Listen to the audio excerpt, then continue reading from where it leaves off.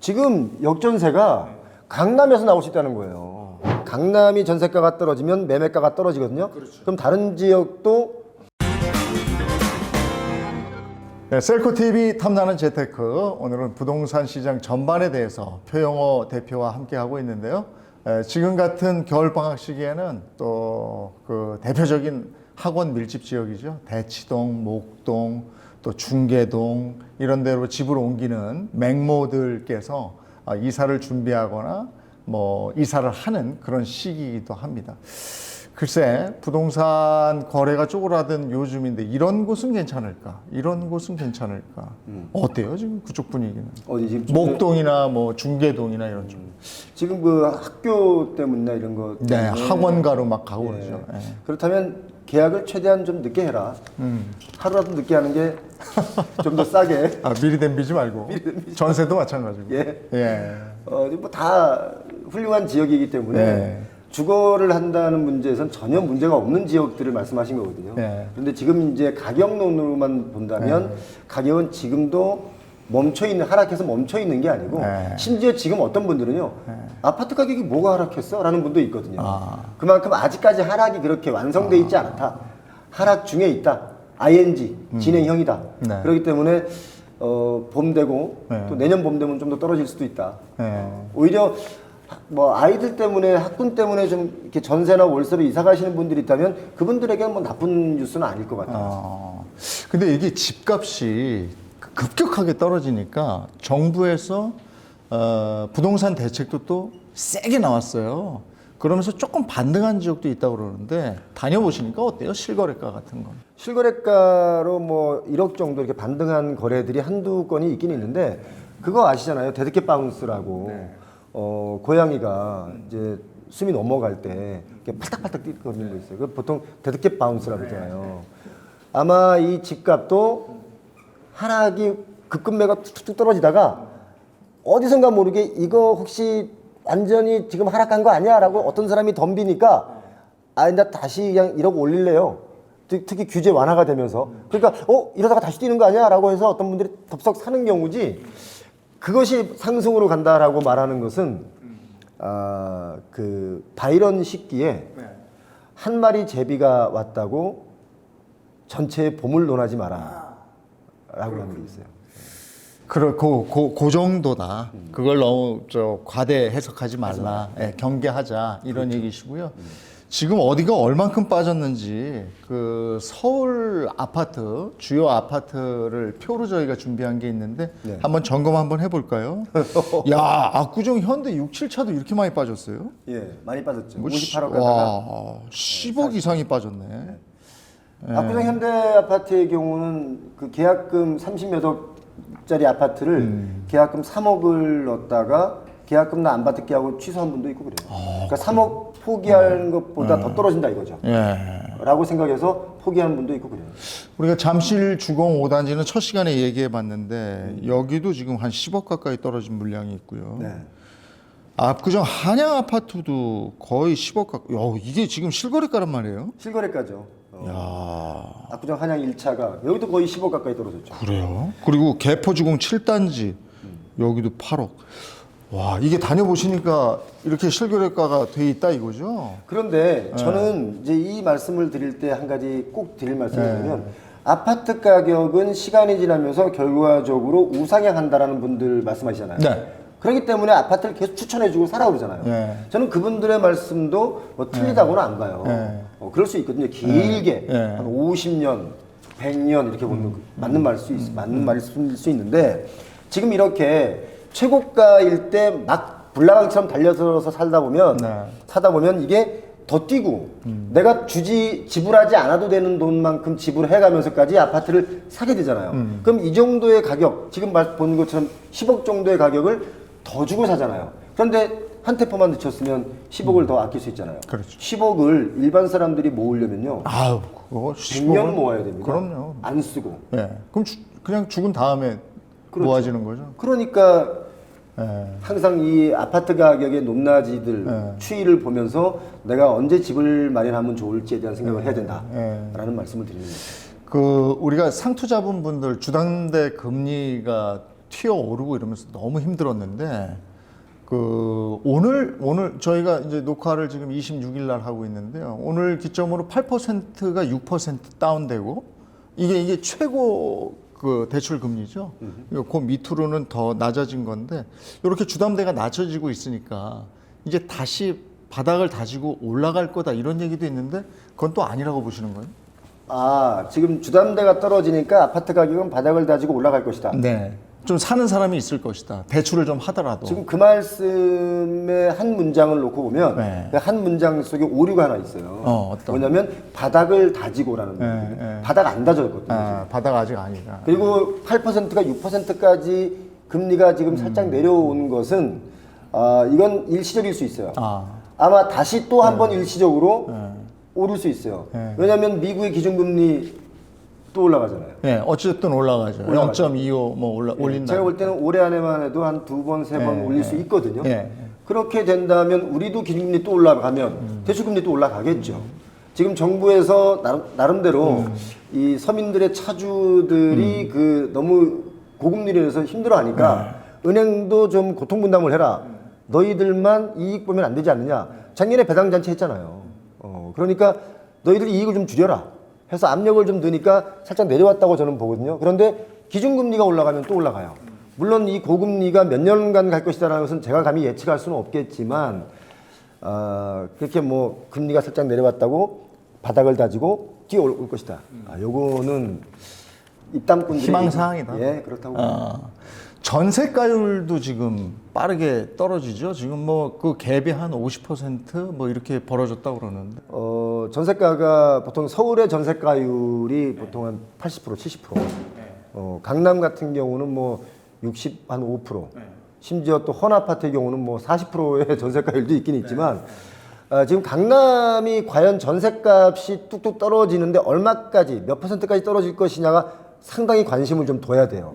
왜냐하면 강남이 전세가가 떨어지면 매매가가 떨어지거든요. 그럼 다른 지역도 떨어지게 돼 있어요. 어떤 일이 벌어지냐면 좀 더 시간이 지나면 얼른 내가 지금 갖고 있는 집을 팔고 강남을 입성해야 되겠는데 왜냐면 강남이 집값이 너무 떨어지니까 지금 개포의 경우 보면 한 6천 세대가 지금 동시에 터져요. 그러면 그 전세가 지금 많이 하락했거든요. 심지어 개포동에 25평 아파트 5억짜리도 있어요. 5억대가 있어요. 그러면 5억대 전세 주고 거기 들어가서 살지 왜 딴 데 멀리 살겠습니까? 그럼 이제 그런 기회들이 온다는 거죠, 이제. 그러다 보면 뭐 시간이 지나면 다시 또 반등할 수 있는 시간이 언젠가는 오겠지만 지금 위험한 건 강남의 집값도 사실은 위험하다. 강남이 위험하면 다른 지역은 더 빨리 하락할 수 있다라는 개념을 꼭 기억하셔야 돼요. 그 작년에 표영호 대표 우리 셀코 TV에 나오셨을 때 그때는 아직 강남이 이렇게 막 떨어지지 않았을 때였어요. 그래요? 네, 그러니까 이제 주변으로 그때 얘기했었거든요. 근데 오늘은 이제 본격적으로 강남을 얘기하게 되니까 그때 이제 표 대표님이 그런 얘기 했었거든요. 이제 이렇게 해서 강남까지 간다. 강남까지 간다. 네, 근데 왔어요, 지금.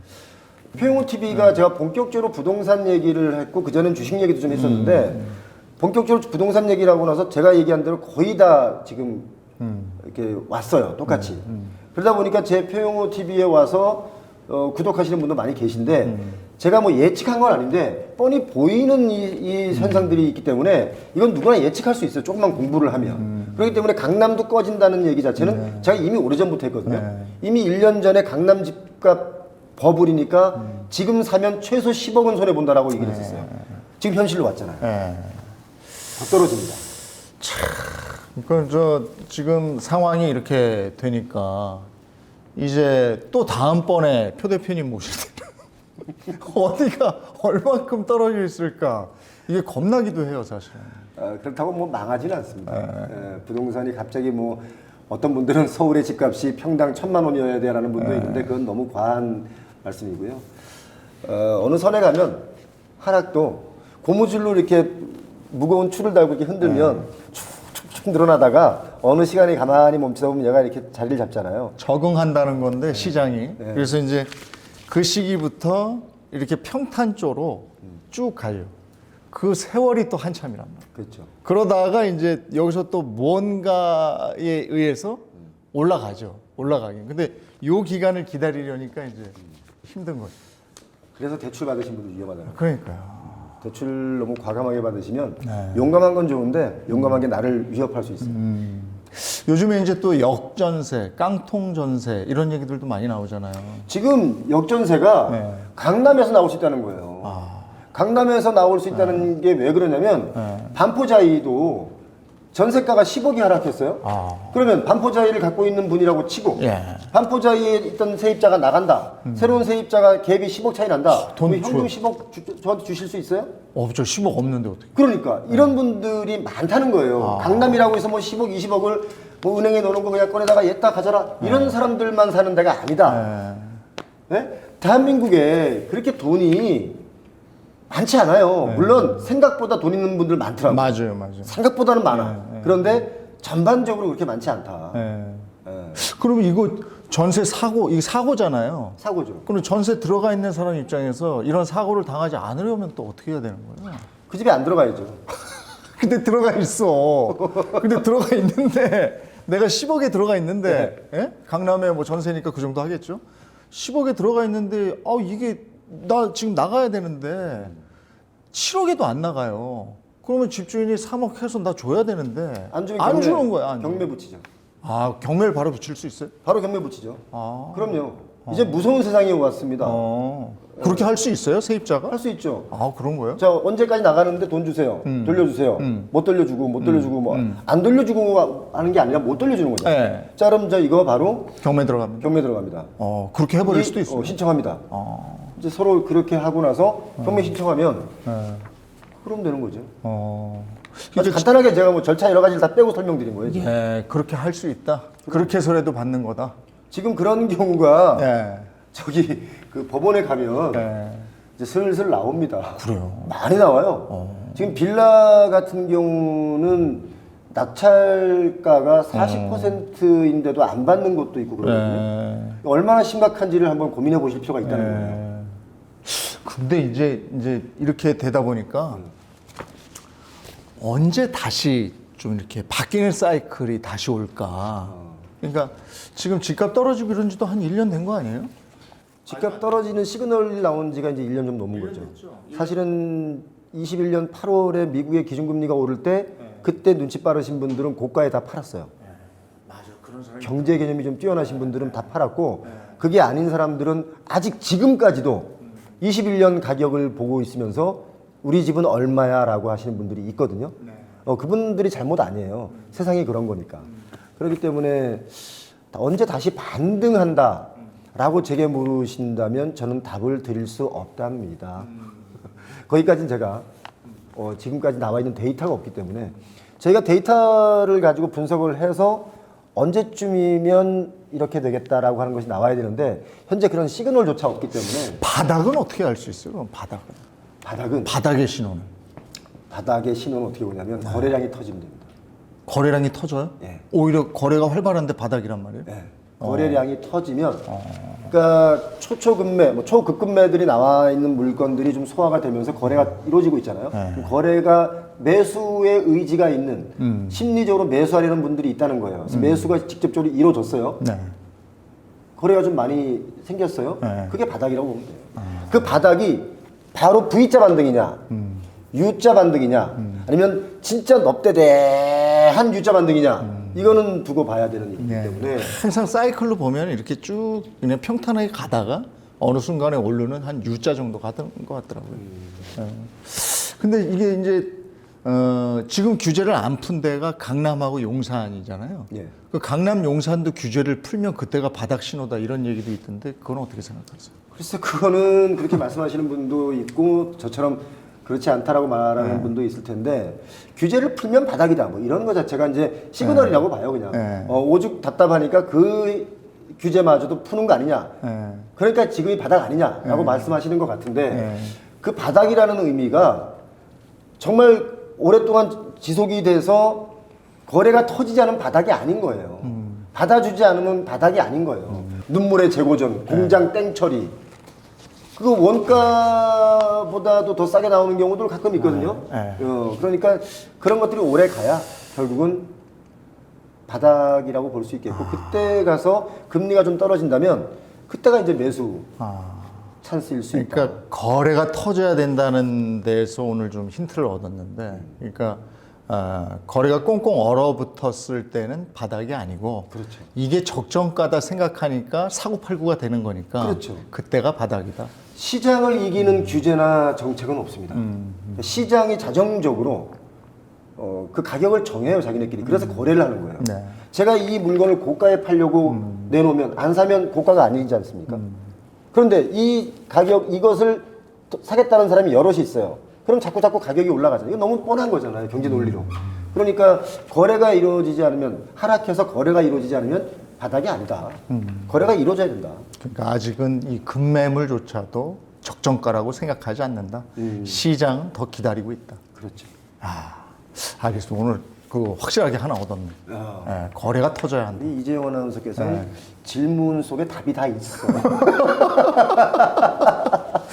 아이고 어쨌든 예년보다 정말 다들 어려워요. 한파에 물가, 난방비 다 오르고 부동산 가격은 떨어지고, 그래서 부동산을 가지고 있는 분들 마음은 더 초조하고, 대신에 또 집을 사야 되겠다고 생각한 분들은 기회를 잡을 수 있는 또 찬스가 오고 있고, 그렇죠. 어쨌든 그래도 다들 올 한 해도 잘 버텨내야 되지 않나 싶습니다. 우리 경제 훈풍이 오기를 기다리면서 오늘 표영호 대표와 마무리를 해야 되겠습니다. 오늘 초대해 주셔서 고맙습니다. 네, 고맙습니다. 표영호 TV와 셀코 TV 연동해서 보시면 되겠습니다. 함께 해주셔서 고맙습니다. 고맙습니다.